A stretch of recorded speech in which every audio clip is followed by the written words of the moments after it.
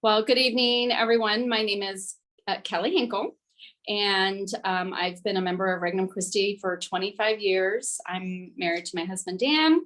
I have 9 children, 8 girls, and 1 little boy. So we have a large family, and many of my few of my kids are Regnum Christi members as well, and ECYD members. So this talk on discernment of the spirits that I'm giving, I actually gave in December in Rome at the International ECYD gathering of team leaders.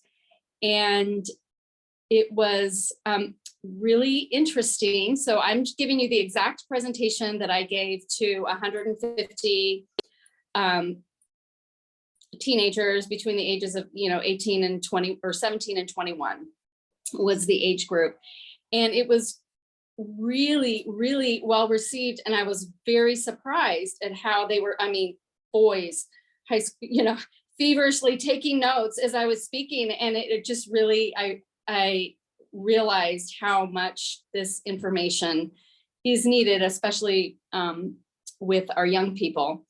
And so I'm going to give the exact same presentation that I gave to the youth. I was telling Joanne before we started that I was speaking to a friend of mine and I was telling her I was in Rome and I gave this talk on discernment of spirits. And she said, what's that? And I said, Ignatian discernment of spirits. And she said, is that like what Father Rippinger does? And who is an exorcist? And I said, no, not exactly.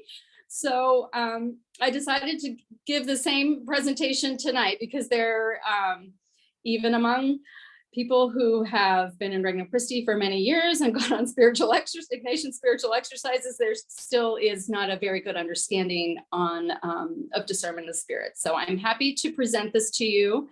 And Pope Francis actually earlier this year did a whole catechesis on discernment. So a lot of that isn't, not earlier this year, at the end of last year, he did it. And so you'll see a lot of his teaching and his catechesis is included in this presentation. Okay, so you can go ahead and, are you sharing the screen? Because I don't see it. Okay, there we go. Okay, so we're first going to talk the 5 W's of discernment: the who, what, when, and where. And this is all from Pope Francis, his catechesis. Okay, so the first page is the who.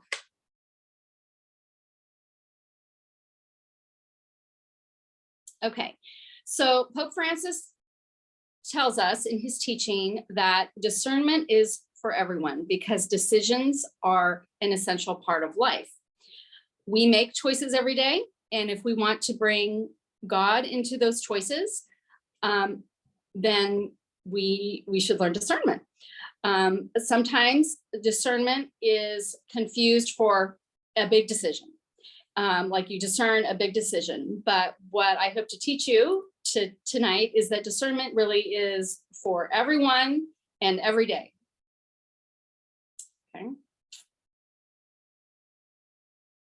Okay, what is discernment? So the word discern comes from the Latin roots dis, which means apart, and cernere, which is separate. So when you're discerning, you're separating apart the voice of the Good Shepherd and the voice of the enemy. So you're separating apart. And Jesus teaches us this when he teaches us about discernment, when he separates the sheep and the goats. So we have examples of discernment in scripture as well.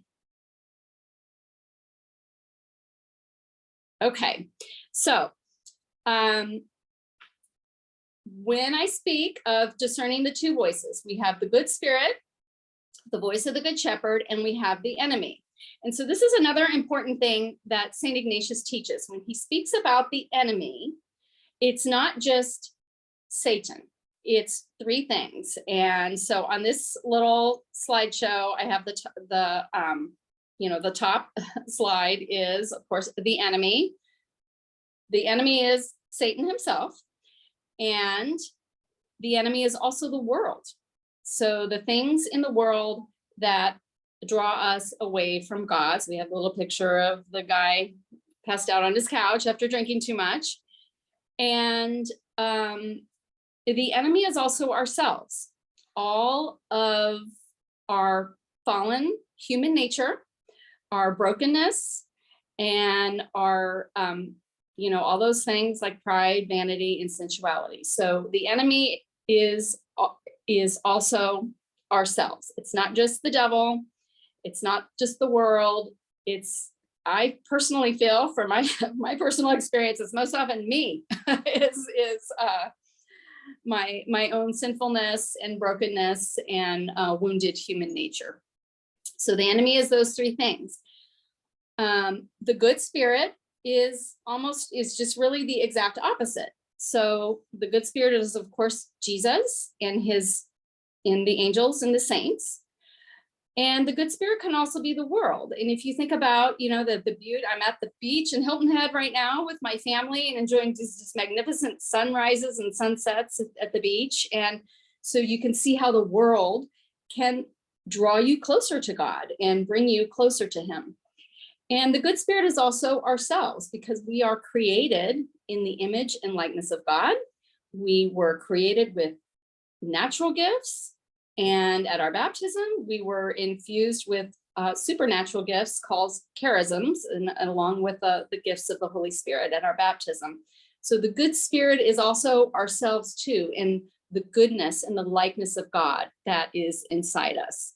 So this is really important, especially with the enemy. I want to make this point because the woman that I was telling you about spoke about, is that what Father Rippinger does? And I think of The Exorcist, and I think of myself many times. I'm like, it's the enemy. I'm trying to go to this, I'm trying to go to mass and I can't find my keys. Well, is that really Satan hiding my keys? No, it's probably just Kelly that didn't really prepare well before mass and maybe was scatterbrained and set her keys down somewhere. So I find often that we say the devil made me do it a little too often, when we should probably look more deeply within our own, within ourselves and the negative influences around us. So anyway, I wanted to make that point, because I feel like, and I even stopped when I learned this teaching from St. Ignatius, when I pray this St. Michael the Archangel prayer, when we're, the wickedness and snares of the devil that's prowling around the world seeking the ruins of souls. So I now change that. Instead of the devil, I say the enemy. So I'm asking for protection, not just from Satan and the demons and his minions, but also from the world and, my own brokenness. So anyway, I just wanted to make a little more point on that, because sometimes we skip through the other things that are the enemies a little too quickly, and really demonic possession and demonic involvement is not very common. Okay, so most often it's going to be ourselves or the world, the negative influences of the world. And the priest that taught me discernment of the spirits, Father Timothy Gallagher, he especially emphasizes that if we learn discernment of the spirits and we learn to recognize the voice of the enemy and the voice of the good spirit, then we are much less likely to really have that demonic influence. Like, we're aware of how the enemy works, and we recognize and discern, like, oh, this is taking me away from God, so I reject it. And so the more you learn discernment and the more you practice it, the less likely you're going to have big problems with demonic influences. Okay. Let's see, when should we discern? So of course, we always think of discernment when we're making a big decision about, a vocational decision, marriage, discernment of the priesthood or religious life. But we should also discern when we're making other important decisions. And Pope Francis teaches us that, he says, listen carefully, God works through unplanned events that happen by chance. It was not planned, but God works through unplannable events and also through mishaps. So this is another time when you would discern, when you're having a mishap or an unplanned event. The life of St. Ignatius, who wrote the Discernment of Spirits and his spiritual exercises, he was fighting in a war, and he was, just wanting to,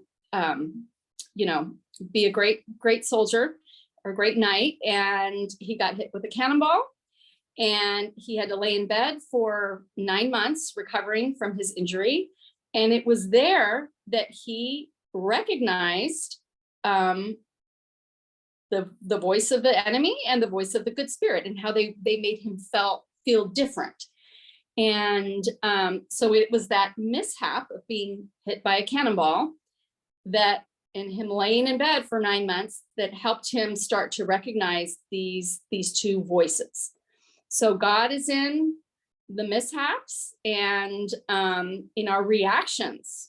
Like when we have reactions about things, we have angry reactions or fearful reactions. That is a moment of discernment. Where are these feelings coming from, and where are they leading me? Okay, so discernment happens, decisions, big or small. Okay, where do we discern? So when I asked the young people this question, I said, where do you think we discern? They said it in the chapel. And it was a little bit of a trick question, but the main ingredients of discernment, and this is Pope Francis, are our thoughts and our feelings. We discern decisions, but the way we discern decisions is by examining the thoughts and feelings that we are having about that particular decision. So where discernment happens is in our head and in our heart. Pope Francis and St. Ignatius himself places a special emphasis on what's going on in our hearts. So St. Ignatius teaches in his spiritual exercises that when you're praying, or that if you can pray intellectually with your brain and you're thinking about things and kind of turning them over in your head, but when you have an emotional response in prayer, he says you pay special attention, you give more reverence, is the word he uses, to those what's going on in your heart more than what's going on in your head. And Pope Francis says, to make a judgment on one situation, you must listen to your heart. And he says it again and again and again throughout the whole catechesis: listen to your heart, listen to your heart, listen to your heart. And there I was raised, and I think many people in my generation were raised that we don't think, when we're making decisions we don't listen to our feelings. Our feelings lead us the wrong way, but we really do need to listen to our feelings. But what we need to do is discern where those feelings are coming from. Are they coming from the good spirit, or are they coming from the enemy? And where are they leading us? Okay. So why do we discern? So I think if you want to bring God into the decisions in your life, if you want to do what God created you to do on this earth, what your personal mission is, if you want to discover his mission for your life, then that's why you discern. And again, big decisions, life decisions, and small decisions, because God is in everything. He's in all our decisions. And the Pope Francis says that when you discern, and you discern God's will and follow it, it gives you a special kind of joy. And I really love this quote. He says, discernment enables us to have an encounter with God's will. So I just thought that was really, really beautiful. If you want to encounter the will of God, discern it. Just discern your decisions and where God's action is in your life.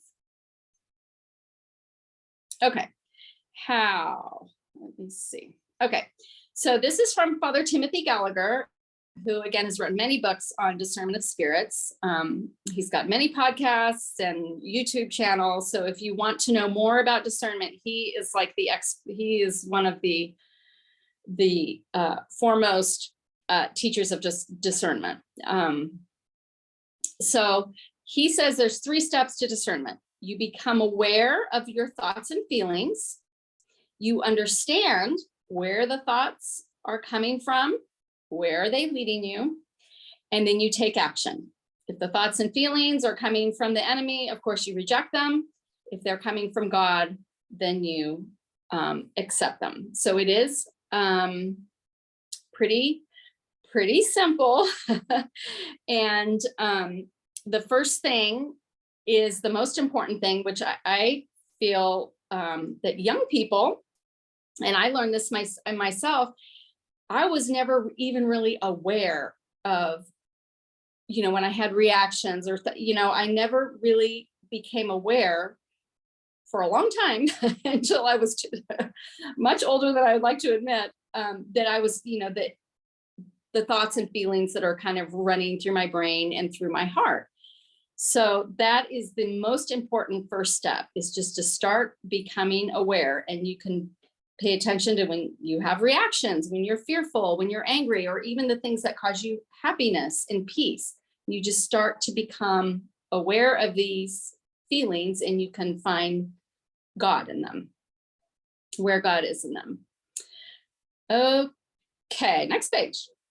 All right, rules of discernment, St. Ignatius. I love this picture of St. Ignatius because this artist portrayed the moment. So here he is with his cannonball broken leg, and he's in his bed. And his story is that he was bored out of his mind, as you can imagine, and he asked for a book to read, for books to read. And they had 2 books in the house where he was recuperating. One was on the lives of the saints, and the other was on the life of Christ. So those are the only 2 options he had. And he would lay in bed and read the stories of the saints and the stories of Jesus. And he would start daydreaming. He was a huge daydreamer. He would just daydream. And he would daydream about being like St. Francis or St. Dominic. And then he would also daydream about being a great soldier or a great knight and winning the princess's hand. And he would daydream about that. And one day he literally just gently, he said, my eyes were opened a little. Those are the exact words that he says, my eyes were opened a little. And he noticed that when he daydreamed about women and fighting battles, that he was happy for a while, but then it kind of left him empty feeling. But when he daydreamed about being like St. Francis and St. Dominic and about being like Jesus, it made him happy, but the happiness lasted. It didn't go away. And so this picture depicts that moment where he's like, there's a difference. And this is where the discernment of spirits began, through his mishap and his unplanned event of being hit by the cannonball. And from this moment, his entire spiritual exercises, his life changed. He went from being like wild wine, women, and song. You can see he's got his little bottle of wine right next to his bed there. And then he became a great saint after that. And just that one moment of noticing, becoming aware of the difference of how he felt. Okay. All right. So he wrote these rules of discernment. He wrote 14 rules of discernment. And we're not going to go over all 14, but we're going to go over most of them. And the rules of discernment are within his spiritual exercises that he wrote. So the first 2 rules are, which kind of person are you? Are you a rule 1 person, or are you a rule 2 person? So a rule 1 person is someone who's going from bad to worse. Okay, you are on the wrong path. And he even describes it, someone going from mortal sin to mortal sin to mortal sin. You're bad and you're getting worse. And he describes that the voice of the enemy and the voice of, so it's very important to know which person you are. When you're a rule one person, you're going from bad to worse. The voice of the enemy is comfortable. It makes you feel comfortable.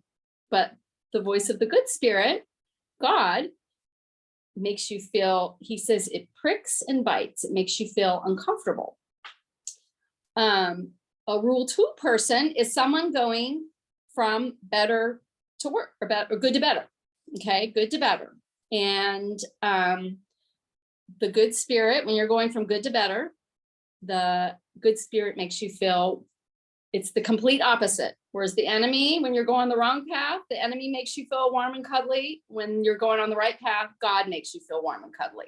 And the enemy pricks and bites and throws in obstacles. So Joanne, we can go ahead and show, I have a video that I showed the kids of, it's a football game, a high school football game. And someone fumbles the ball and the kid picks up the football, picks up the fumble and starts running towards the wrong end zone. And I want you to just watch the video. We may have to watch it once or twice. The kid is in red, the red team. So he starts running towards the wrong end zone. So go ahead, Joanne. A high school football player shared a video of him tackling his own teammate. Oh, so here it is. Well, the other player made a great interception, but he ran the wrong direction. So there he goes. You see his own guy chasing him down here. He tackles him at the 10. Someone on the sidelines right there is just losing it. That would have been a safety. I agree. That would have been 2 points for the other team had he made it all the way to the end zone. So he didn't obviously realize it until that point, hopefully. And look, Right. Is that the he coach? still doesn't know. Why is are that you, the coach on the side being why like, are you what is going on? me? Why did you do that? Okay, so you notice that when the player's running the wrong way, he's going to score for the other team, his own teammate tackles him. So that's kind of like your, that's the way God is. When you're running towards the wrong end zone, God pricks and bites. He makes you uncomfortable. And you can even see the guy, the coach is like throwing his clipboard on the sidelines and because he's running the wrong way. So all those, when you're going the wrong way, God is going to make you feel uncomfortable. He is not going to be warm and cuddly. I had another video of there was actually a professional football player from the Vikings that he runs and he actually makes it to the end zone. His teammate doesn't get to him before he scores, and he makes it to the end zone. He turns around and he can't figure out why the rest of his team isn't like cheering him because he thinks he's scored. And the 49ers player who he scored for, a safety for it, comes in, pats him on the back like, good, hey, thanks for scoring for us. So that would be the example of the enemy making you feel comfortable, patting you on the back, keep scoring for our team, keep running the wrong direction. So rule one, rule two, very important to know which direction you're going and who you are so you can discern what the voice of the enemy and the good spirit sound like. Okay, now that's rule 1 and 2. Now we're gonna, rule 3 and 4. Okay, so this is a picture of a roller coaster because I want to explain that the spiritual life has ups and downs, and Ignatius gives us a name for those ups and downs. They are consolation and desolation. Okay, this is, I put this roller coaster ride because I told the kids, I said, would you want to go on a roller coaster if it was just flat, straight all the time? No hills. No, of course, no one wants to go on a roller coaster. And if you think about it, the spiritual life, it is like a roller coaster. And if we were always up, up, up, up, or always down, down, down, it's not like that. We have ups and downs, and this is normal. A flat roller coaster is abnormal. A roller coaster with ups and downs is normal. And this is a normal occurrence in the spiritual life. It's consolation and desolation. So let's talk about, let's go to rule 3, next page. Okay, so consolation is what Ignatius called the ups in the spiritual life. And he lists these things. You have an uplift of heart. You're joyful. He says, any increase, it doesn't have to be a big increase. It can be even a small increase. Any increase of faith, hope, and love. gentle peace, a removal of obstacles, and happy tears. So those are all the things he lists that are consolations. And I shared this story with the kids. My daughters went on a confirmation retreat with a group of girls, and they had a holy hour with a charismatic group of these charismatic missionaries from Damascus up in Ohio. And they had this very charismatic holy hour with the girls. And some of the girls were really having happy tears, lots of happy tears. And then I noticed that some of the other girls were kind of just sitting back and watching the girls that were kind of crying and having a big, emotional, consoling experience. And so when we got back from the retreat, I read this list to them. I said, I want you to return to that moment in the chapel when we were in adoration. And I read this list and I said, how many of you, we all know the ones that had happy tears because that was very obvious, but how many of you had an uplift of heart or peace, an increase of faith, hope, and love? And when we went around, there were like 15 girls. Every single one of them had some form of consolation, even though they left there thinking like, why didn't I have happy tears? Well, God chose to console you in another way. And there was a mom there too. She goes, can you read that list again?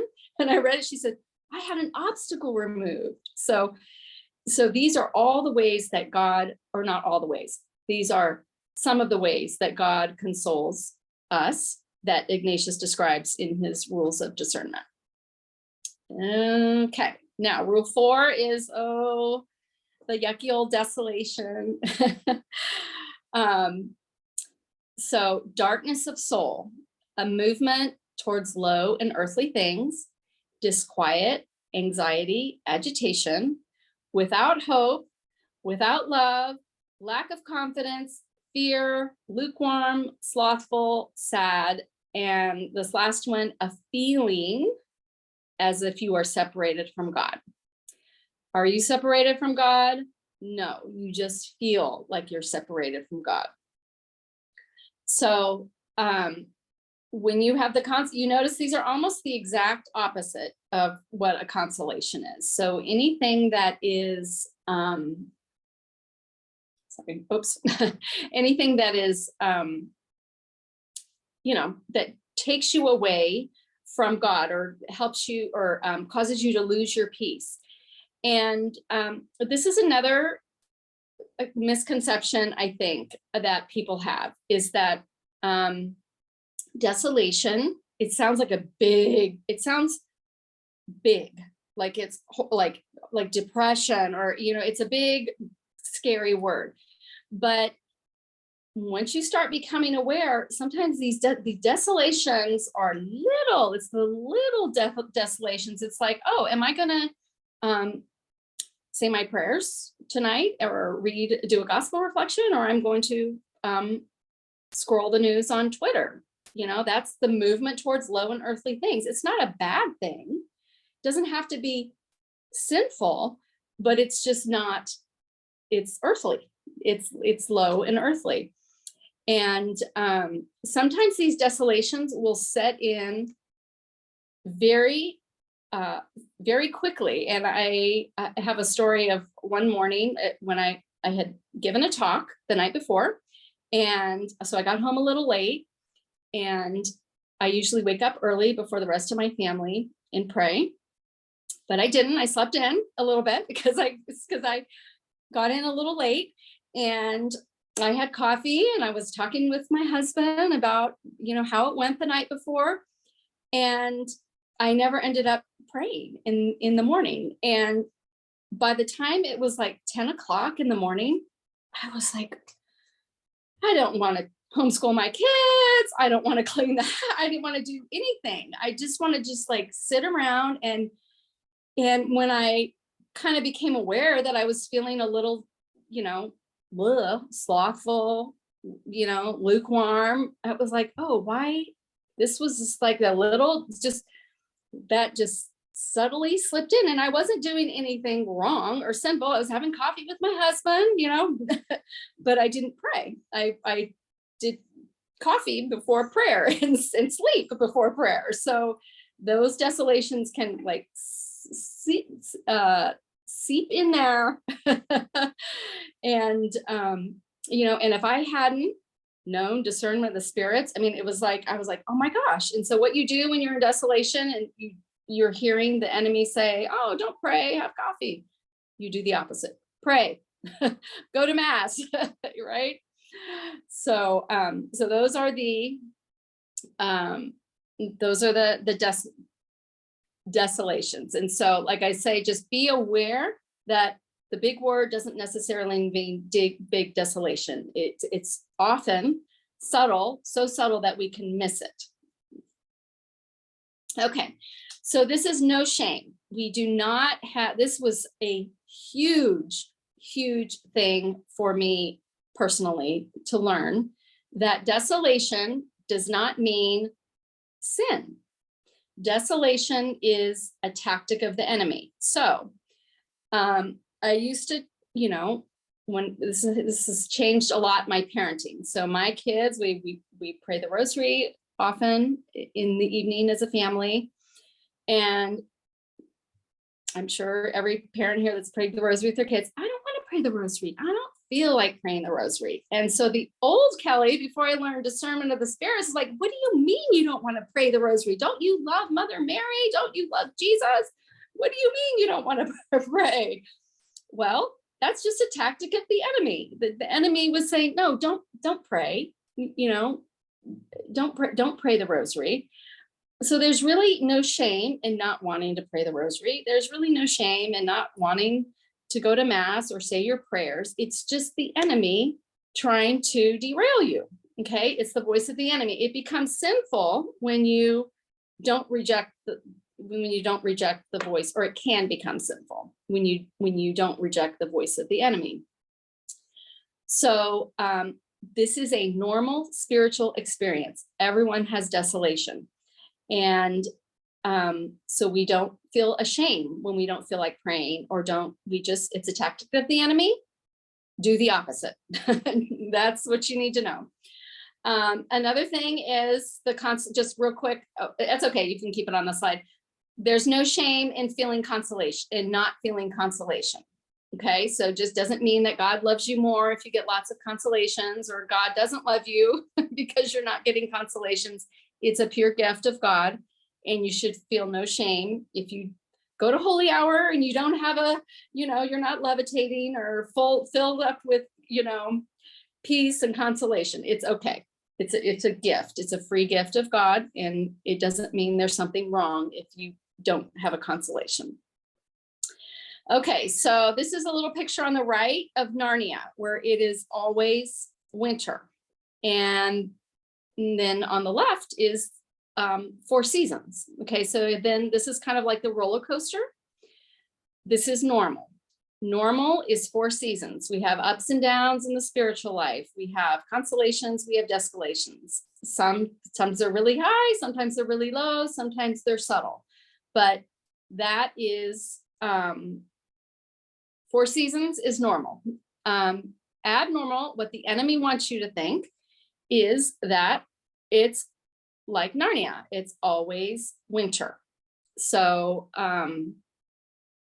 that, again, just remember, this is normal. Ups and downs are normal. And don't believe the enemy when he tells you you're never gonna, okay, and I get this question a lot too. Desolation will end, okay? And I get the question a lot about, oh, but what about Mother Teresa? She did not, feel a consolation for decades.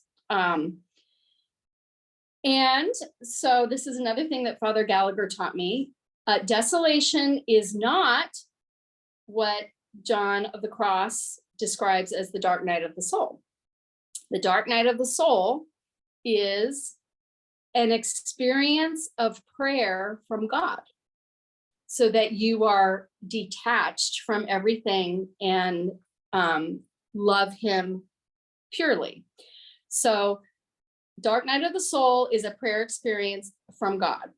Desolation is a tactic of the enemy. So it's really important to know the difference. Okay, now Rules. So those are the first 4 rules, and the last 10 rules have to do with, all of them have to do with desolation except one. Okay, so St. Ignatius is really trying to teach us with these last rules to understand the tactics of the enemy and how he works so that we can prevent spiritual harm. So when we are aware of the tactics of the enemy and we learn these rules, and then we can start to recognize and become aware where the enemy's getting to us. So, and then you can reject the enemy and prevent spiritual harm. Okay, so rules 5 and 6 have to do with, that's the next slide, what you should never do when you are in a desolation. Okay, so I like to say, stay alive, rule 5. Rule 5 is very simple. Never make a change when you are experiencing desolation. And this is just good common sense. Like if you were having a really bad day and had to make a big decision, or you were in some kind of, depression or a gloomy mood, you probably wouldn't want to make an important decision. And so Ignatius teaches us, never make a change when you are experiencing desolation. And he's specifically speaking about your spiritual proposals. So say you went on a retreat and you're gonna make a proposal, or even just like a Lenten program, or a spiritual proposals that you've had for yourself. I'm going to do a gospel reflection every morning. When you're in desolation, don't change those proposals. Don't say, oh, why did that was too much. I shouldn't have made that. I shouldn't have made that, but I should have made that spiritual proposal. So don't change, wait till consolation returns, and then you can discern any changes in your spiritual proposals. Okay, and rule 6 is one of my favorite rules. And I have this picture of a spinning guy sitting in a chair that spins. And I don't know how many of you have children that like to spin their siblings around in the office chairs, but and then they get all disoriented. This is rule 6 is what to do when you're in spiritual desolation, how to get out of it. So I kind of feel like when you're in desolation, it's kind of like you're in that spinning chair and you're disoriented. Oh, and I will say, Father Timothy Gallagher told me about never make a change in desolation. He said that when you are in desolation, you're like a drunk person. You're impaired. So that's why you should never make a decision or make a change when you're in desolation. And so that's kind of like this disorientation of the spinning chair. But if you notice sometimes, like when the kid's all disoriented, but you just have to like turn the chair back just like a quarter of a turn. You just a little bit, and it kind of reorients them. It kind of gets you out of that spinny feeling. And so that's what rule 6 is about. So he talks about 4 things that you can do to fight back against desolation. And the first one is pray more, not less. And so this would seem, this is a little bit of extension of rule 5. If you have a spiritual resolution to do a gospel reflection for 15 minutes a day, do it for 20. Doesn't have to be a lot more, just a little more. Maybe if you pray the rosary, pray 2 mysteries of the road, 2 different mysteries instead of just, one of the mysteries. And again, longer meditation is a little extension is also part of praying more. And so again, just add a little bit more. I had a moment with my family on All Saints Day. We're getting up early to go to All Saints Day, and it was a meltdown with one of my kids, and everyone was grouchy, and we had someone crying. We're getting in the car and we're going to Mass for All Saints Day. And I said, okay, guys, this is, we're going to Mass. It's a holy day of obligations, All Saints Day, and we're under a little spiritual attack. We're having some desolation here. So when we got to Mass, I said, what should we do? I said, what do we do? pray more. My kids know this now because I'm, talking about it all the time. So we went to mass. We made a resolution before we got there. We're going to stay 5 minutes after mass and pray after mass is over. And we did, and we left that mass, and it was like magic. And my youngest son, it's not magic, it's God. It doesn't take much to turn the enemy around. And so even my 9-year-old son, he was the one that was crying. I mean, he stayed, and the priest walked out, and every one of my kids, the whole family, everyone just stayed put in their pews. No one tried to get up or anything. They knew this 5 minutes is going to make the enemy go away. And it worked. Frequent examine is the other thing that when he's speaking about examine, he's talking about the examine prayer, which is also in the spiritual exercises, where you go through your day and you discern your thoughts and feelings. What thoughts and feelings, what reactions did I have? So frequent examine, St. Ignatius does, the Jesuits do their examine twice a day. And so Ignatius is proposing that you should do it more than twice a day. And he even says at another place in his exercises that to find the tail of the snake. So find out where did that desolation start? And you do that by examining, like, when did I start feeling this way? When did I just kind of, like I explained with, I didn't pray and I had coffee and chatted with my husband. Well, that was the tail. That's where it all started going downhill. And so if you can find where it started, and then you can learn how not to have that happen again. So frequent examine maybe 3 times a day or 4 times a day, just to try to make sure, try to see where the enemy is picking on you. And then he also says, do suitable acts of penance. And I'll tell you another story about one of my daughters who was in a very serious, pretty deep desolation. And she was really, because she was unaware that it was happening. And she was feeling shame because she didn't want to go to mass and she didn't want to go to holy hour. And so this desolation just kept growing and growing, and it got to a real crisis point. And so I read to her the desolation, the things that I just read in rule 4, all these things. And she said, why do I have every single one of those? I said, because you didn't notice it when it was just this, and now it's snowballed and it's gotten bigger.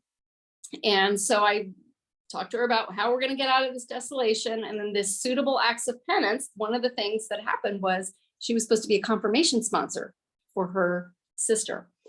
And she said, I don't want to do it. I feel like a fake.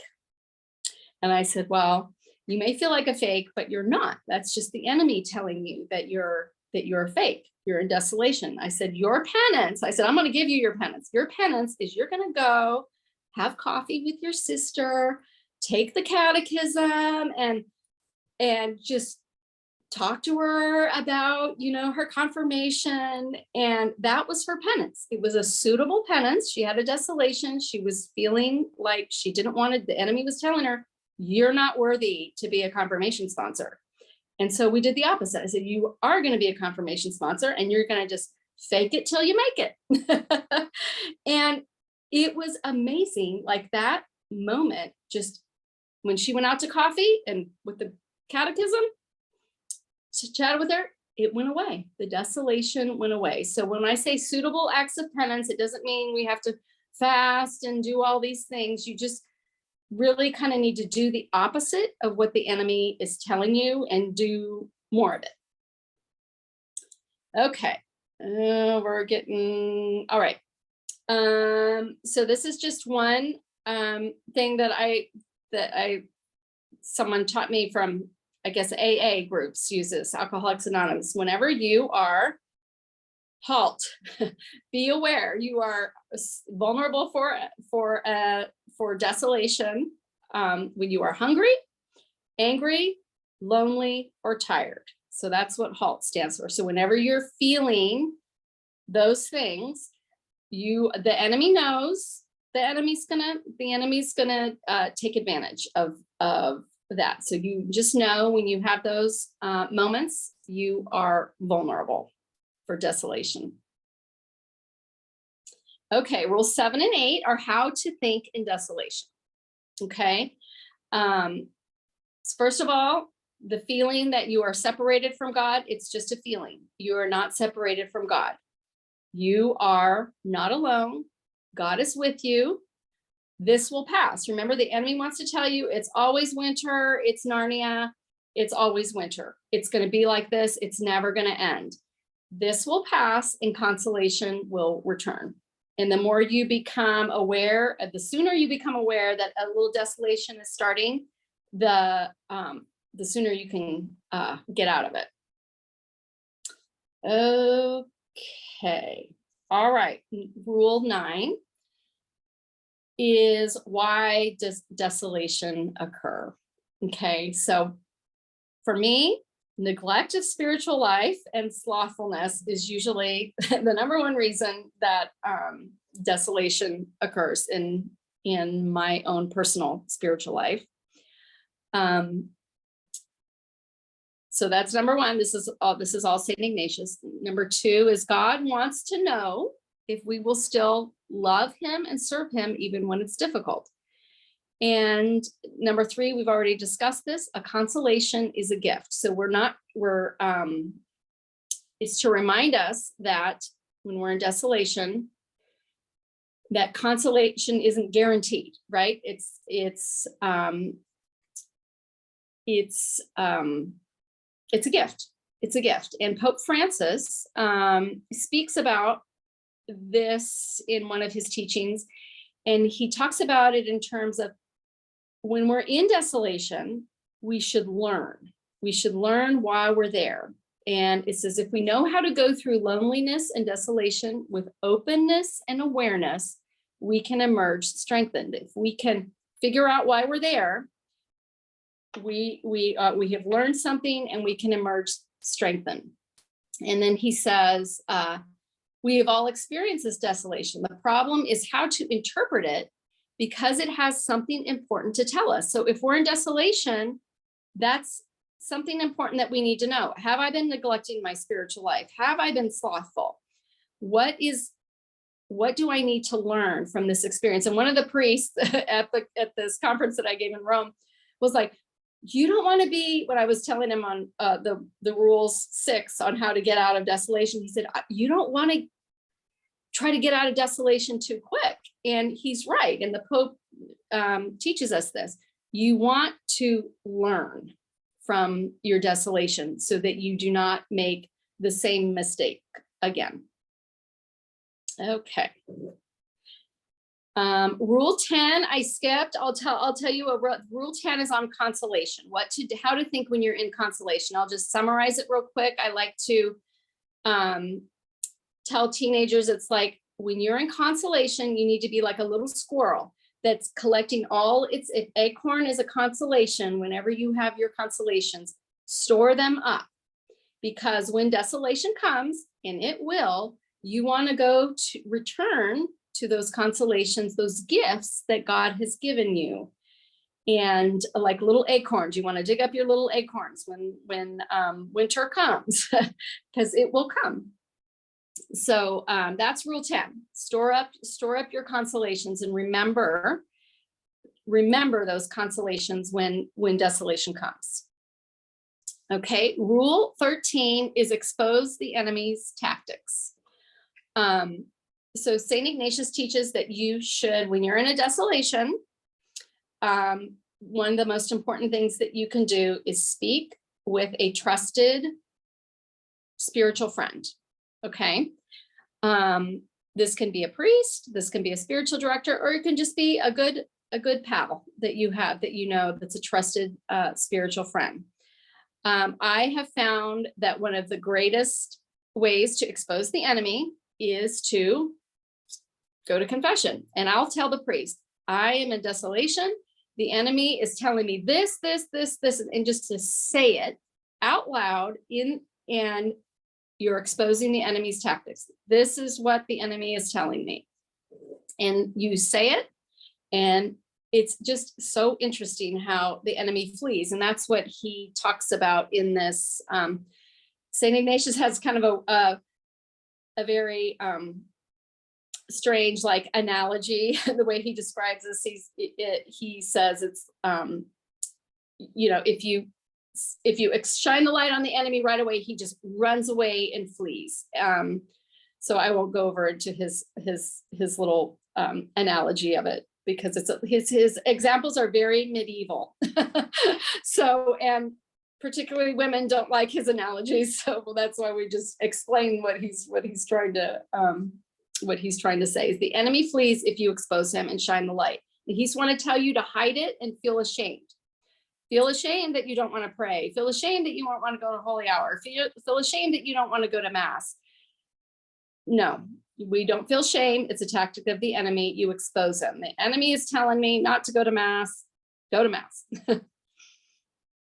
Okay, let's see. What rule are we on now? 14.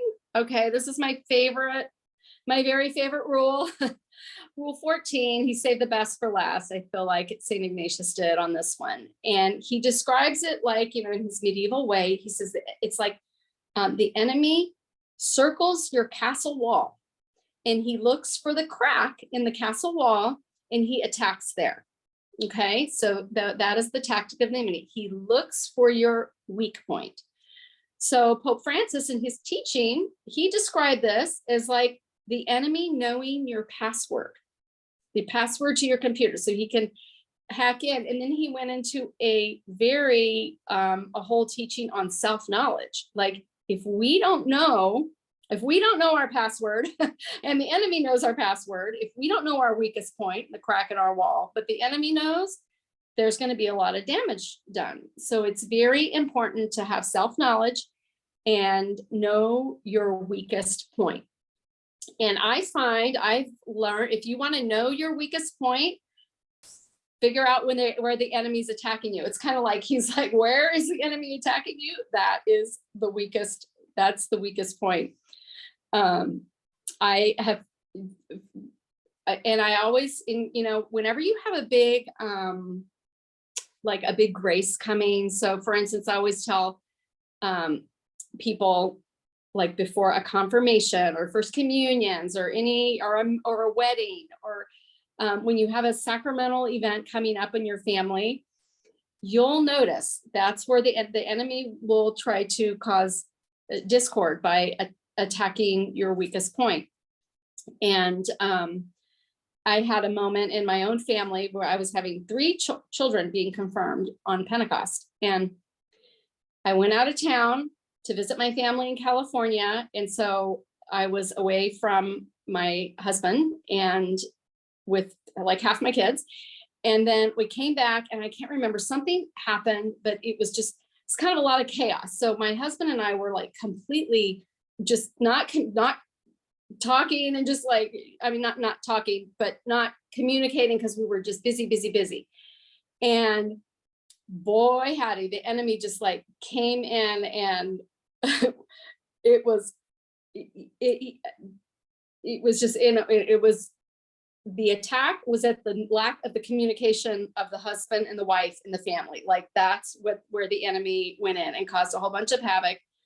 And one of my other daughters was getting married the next month. And so I told my husband, I was like, if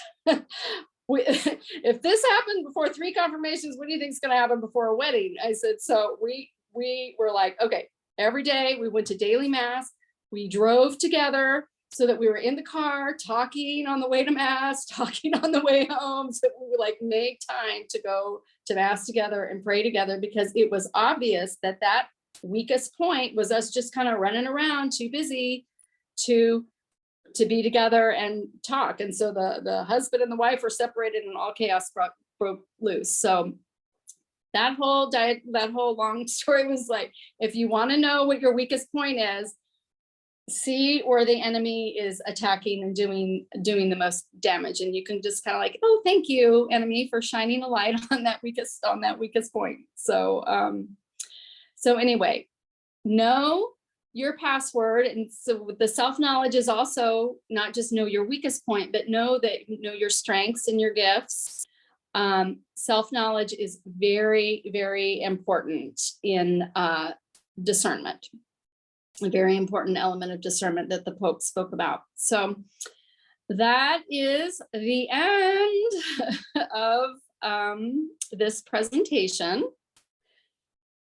And this is a really hard presentation to give.